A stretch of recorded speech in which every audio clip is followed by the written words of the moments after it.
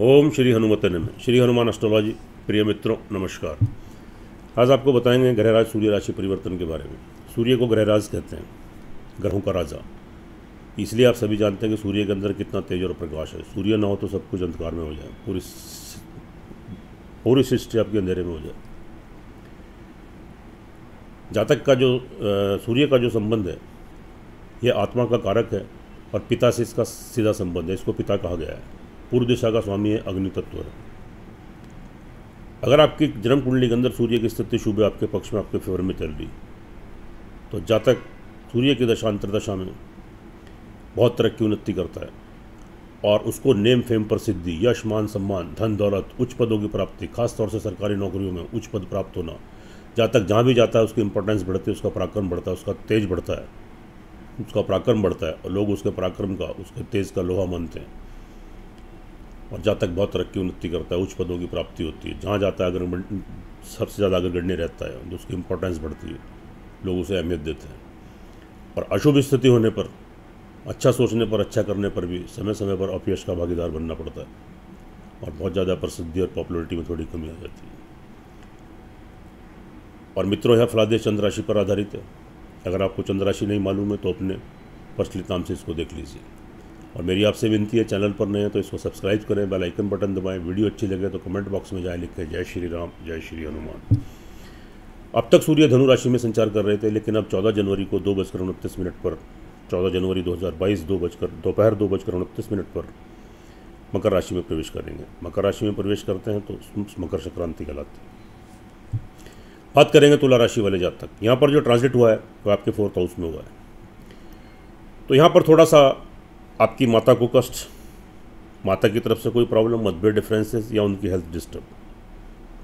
अगर कोई मतभेद, डिफरेंसेस उत्पन्न हो तो इस स्थिति को उत्पन्न मत होने दें। उनका आशीर्वाद प्राप्त करें, उनकी सेवा करें, उनकी हेल्थ डिस्टर्ब हो सकती है।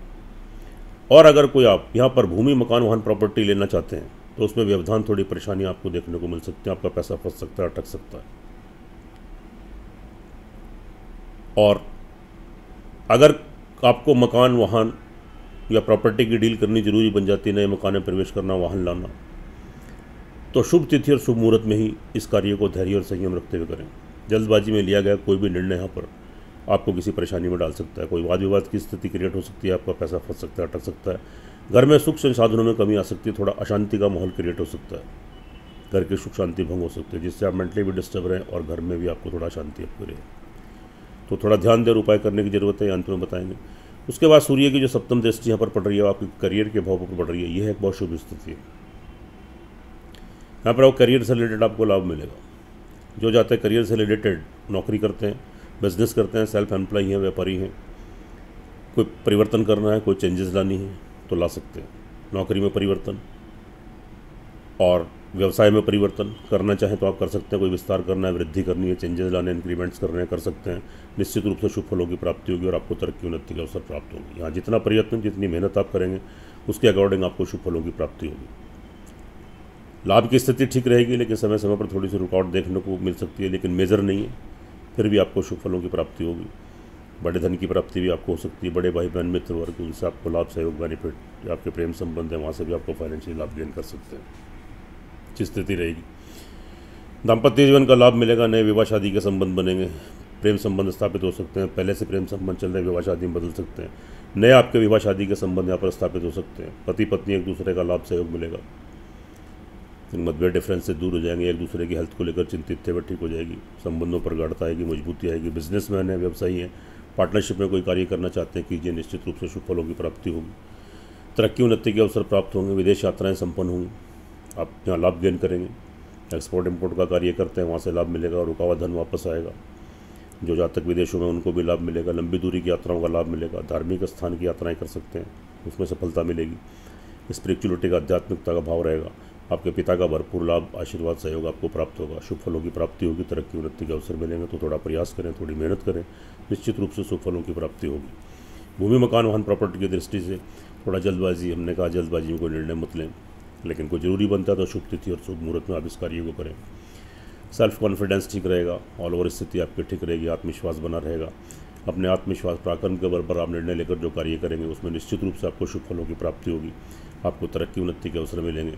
कार्य करने की शैली, कार्य करने की क्षमता आपकी स्ट्रांग यहाँ पर रहेगी और आपकी विल पावर स्ट्रांग हो जाएगी, आपकी इच्छा शक्ति दृढ़ होगी। आप अपनी बुद्धिमत्ता का परिचय देते हुए धैर्य और निर्णय पूर्वक आप जो भी डिसीजन आप लेते हैं, कोई निर्णय आप लेते हैं, तो निश्चित रूप से आपको सफलता प्राप्त होगी, आपका नेम फेम बढ़ेगा, आपकी इंपॉर्टेंस बढ़ेगी। ऑल ओवर देखिए तो तुला राशि वाले जातकों के लिए जो सूर्य का राशि परिवर्तन है,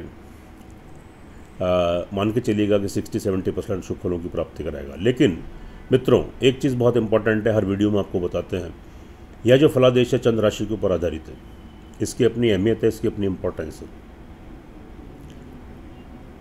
लेकिन जो आपकी जन्म कुंडली, लगन कुंडली होती है, उसका सर्वाधिक महत्व होता है। इसलिए एक बार अपनी जन्म कुंडली का विश्लेषण जरूर कराएं। अगर तुला राशि वाले जातकों की जन्म कुंडली के अंदर सूर्य की दशांतर दशा या किसी और ग्रह की दशांतर दशा आपके पक्ष में, आपके फेवर में चल रही है, तो संभवतः आपको अच्छे शुभ फलों की प्राप्ति होगी, तरक्की उन्नति के अवसर आपको यहाँ पर प्राप्त होंगे। और अगर आपकी जन्म कुंडली के अंदर यहाँ पर जो स्थिति है आपके पक्ष में नहीं है, आपके अनुकूल है, या सूर्य की दशांतर दशा, किसी ग्रह की दशांतर दशा आपके प्रतिकूल चल रही है, तो शुभ फलों में थोड़ी कमी आएगी और समय समय पर कठिनाइयों परेशानियों का सामना करना पड़ेगा। प्रयत्न मेहनत आपको अधिक करनी पड़ेगी और थोड़ा उन्नति तरक्की में थोड़ी बाधाएं यहाँ पर आ सकती है। तो इसलिए एक बार अपनी जन्म कुंडली का विश्लेषण जरूर करा लें। जब दोनों चीज़ें टैली होती हैं तो 100% परिणाम देखने को मिलते हैं, उससे आप लाभान्वित होते हैं, आपका मार्गदर्शन होता है। छोटे छोटे उपाय करने से घरों को दुष्प्रभाव से बचते हैं। तुला राशि वाले जातकों के लिए जरूरी बनता है प्रतिदिन सूर्य भगवान को अर्घ्य दें, ओम सूर्याय नमः कहते हुए, और वहीं खड़े होकर ओम घृणी सूर्याय नमः, ओम घृणी सूर्याय नमः इस मंत्र का 1 मिनट तक जाप करें। फिर एक हनुमान चालीसा का पाठ प्रतिदिन करें श्रद्धापूर्वक। और उसके बाद आप रविवार के दिन थोड़ा सा गुड़ और तांबे का सिक्का सिर के ऊपर क्लॉकवाइज 3 बार घुमाएं, बहते पानी में या दरिया में या समुद्र में प्रवाहित करें। काली चींटियों को गुड़ वाली शक्कर खिलाएं, पक्षियों को प्रतिदिन खिलाएं। थोड़े बहुत दुष्प्रभाव है उनसे आपको सुरक्षा प्रदान होगी और आपको तरक्की उन्नति के अवसर आपको प्राप्त होंगे। सुखी रहें, स्वस्थ रहें, हंसते रहें, मुस्कुराते रहें। जय श्री राम, जय श्री हनुमान।